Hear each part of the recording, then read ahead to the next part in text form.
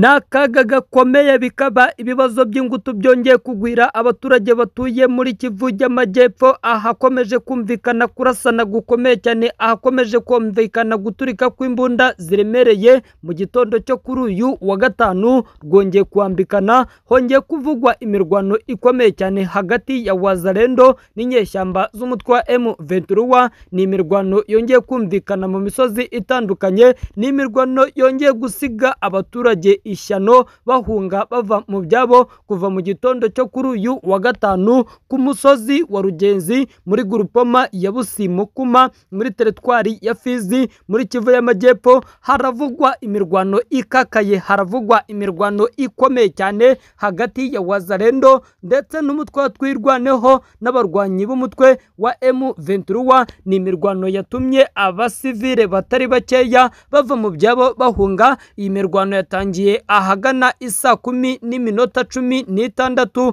aho bivugwa ko hari abaguye muri iyi mirwano. Gusa biragoye kumenya umubare w'abasivile cyangwa se abarwanyi baguye muri iyi mirwano. Ibinyamakuru bitandukanye byanditse ko iyi mirwano yabereye ku musozi wa Rugezi. Kuri ubu ngubu Wazalendo nibo barimo kugenzura uyu musozi. Amakuru aturuka ku kibuga cy'imirwano aremeza ko uyu mutwe wa Twirwaneho na M23 barushijwe na Wazalendo isanzwe ifatanya n'igisirikare cya Kongo FARDC.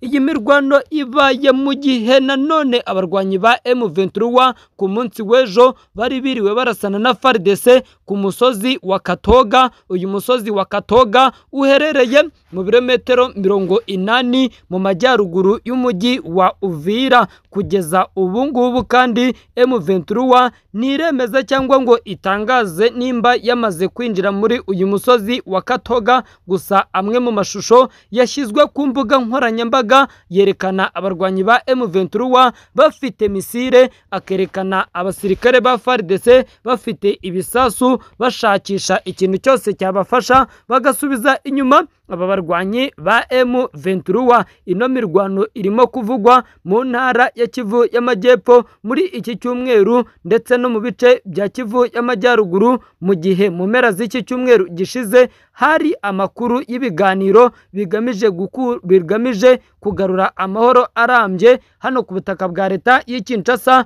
Ni ibiganiro birimo guhuza leta ya Kinshasa na M23 birimo kubera iduha muri Katari, ndetse umuhate wo kugarura ibi biganiro urimo urazanwa na leta zunze ubumwe za Amerika ndetse na Katari. Umuhate wo guhagarika iyi mirwano urimo uragenda ushyirwaho hashize igihe Perezida Paul Kagame na Perezida Felix Antoine Tshisekedi bahuye. Murabizi ko tariki 18 ukwezi kwa gatatu aribwo Perezida Paul Kagame na Perezida Felix Antoine Tshisekedi bahuriye iduha muri Katari ku biganiro bigamije gukemura ikibazo cy'umutekano muke urimo kumvikana aha ku butaka bwa Repubulika ya Demokarasi ya Kongo. Nubwo bimeze gutyo, amakuru yizewe ngiye kubabwira 5 kuri 5, amakuru utapfa gusanga ahandi, nuko magingo ayangaya Perezida Ndayishimiye Evariste akaba umugaba mukuru w'ikirenga w'ingabo z'u Burundi.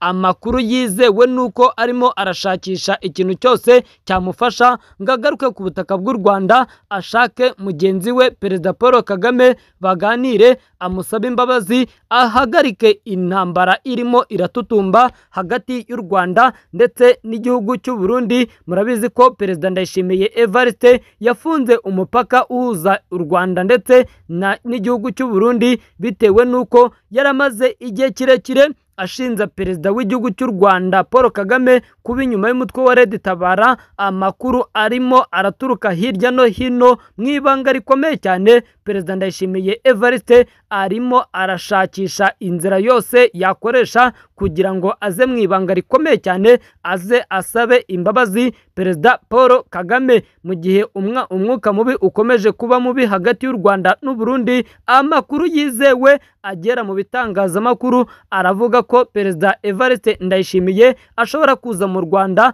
mu ibanga rikomeye cyane, agamije gusaba imbabazi no gutangira inzira nshyashya y'ubwiyunge hagati y'ibihugu byombi. Ibi bivuzwe mu gihe Perezida w'igihugu cy'u Burundi Ndayishimiye Evariste na Perezida wa Repubulika ya Demokarasi ya Kongo bari mu rugendo rwo gushaka umuti w'intambara iri mu bibazo by'umutekano muke byugarije aka karere k'uburasirazuba. Gusa amakuru yizewe nuko magingo aya ngaya perezida w'igihugu cy'u Burundi n'urwego rw'ubutasi rw'igihugu cy'u Burundi bamaze gutera amatako umushinga werekeye mu gusoza iyi ntambara baganiriye n'u Rwanda. Minisitiri w'Ububanyi n'Amahanga w'u Rwanda Ambasaderi Olivier Nduhungirehe yatangaje ko ibiganiro hagati y'impande zombi bikomeje, nubwo bikomeje kudindizwa n'imvugo z'urwango zibibwa n'abaturage, zibibwa n'abayobozi bo muri leta y'u Burundi. Mu kiganiro yagiranye na RBA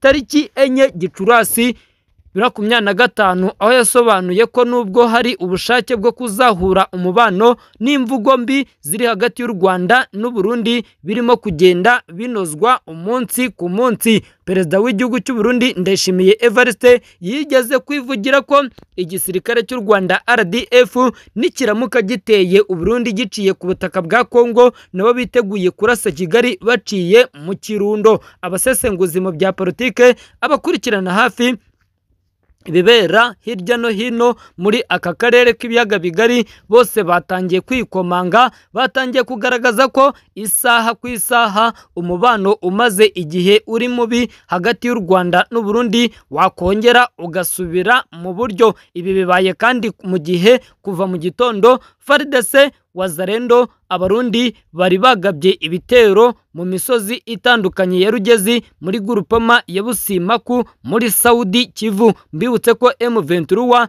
itari kure ya Uvira kuko bari ku musozi wa Katoga baherutse gufata mu minsi mikeya ishize, kandi uvuye neza aho umusirikare wa M23 ari ni mu birometero 72 ukagera mu mujyi wa Uvira. Ibitero byose bya Rugezi byashubijwe inyuma, kandi natwirwaneho ihagaze neza cyane kuko niyo yari igabweho igitero. Mukomeze mudukurikirane tubabwire amakuru yose akomeje kuvugwa hirya no hino hano ku butaka bwa Repubulika ya Demokarasi ya Kongo nk'uko twabibasezeranyije. Amakuru yose 5 kuri 5 ntugomba kuzajya uyacikwa. Umujyi wa Uvira uri mu kangaratete, umujyi wa Uvira uri mu kaga, umujyi wa Uvira uri hagati nk'ururimi, kuko amakuru dukura indani nuko uyu mujyi wa Uvira mu minsi itagera kuri 5